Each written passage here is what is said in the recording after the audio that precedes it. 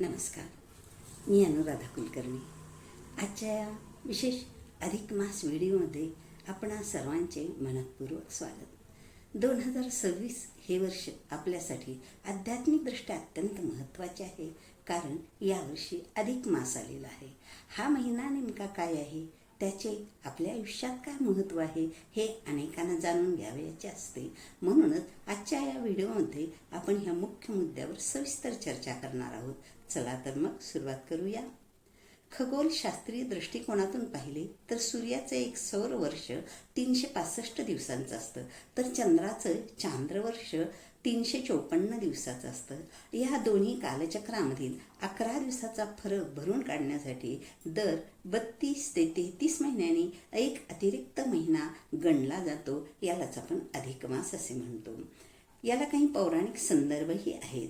पौराणिक कथेनुसार या महिन्यात सूर्यसंक्रांती नसते, त्यामुळे या महिन्याचे स्वामी होण्यात कोणीही उत्सुक नव्हते. अशा वेळी भगवान विष्णूंनी या महिन्याचा स्वीकार करून त्याला स्वतःचं नाव दिलं, म्हणूनच याला पुरुषोत्तम मास असे म्हणतात. त्यामुळेच या काळात श्री विष्णूच्या पूजेला अनन्यसाधारण महत्त्व प्राप्त झालेले आहे. असे मानले जाते की अधिक मासात केलेल्या उपासनेने 33 कोटी देवतांचे आशीर्वाद प्राप्त होतात.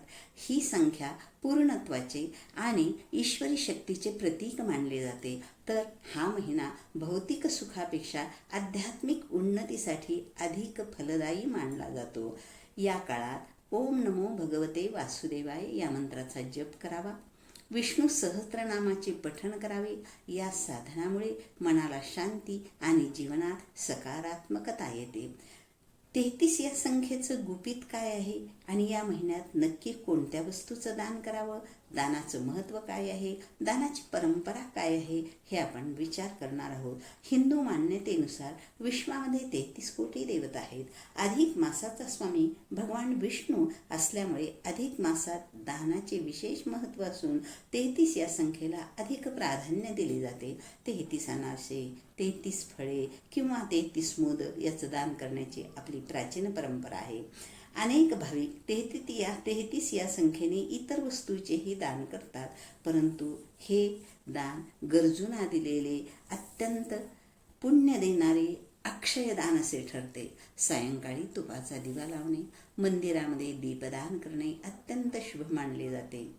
तर मनात असा विचार येतो, 33 अनारशाचेच दान का? तर अनारशावरील छिद्रे ही विश्वातील 33 कोटी देवतांचे प्रतिनिधित्व करतात असे मानले जाते. तेव्हा आपण तुपाच्या दिव्यासह हे अनारसे दान करतो, तेव्हा ते सर्व देवतांना तृप्त करणारे नैवेद्य मानले जाते. असे दान हे ब्राह्मणांना किंवा जावयांना दिले जाते.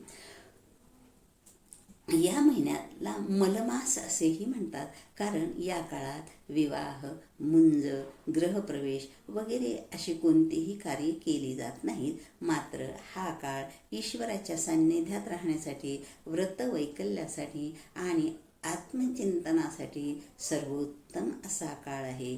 तर भक्तीच्या या महोत्सवामध्ये आपणही उत्साहाने सहभागी व्हा. साधे सात्विक जीवन जगा, अखंड नामस्मरण करा आणि हा अधिक मासचा काळ सगळा सार्थकी लावा. भेटूया पुढच्या भागात. धन्यवाद.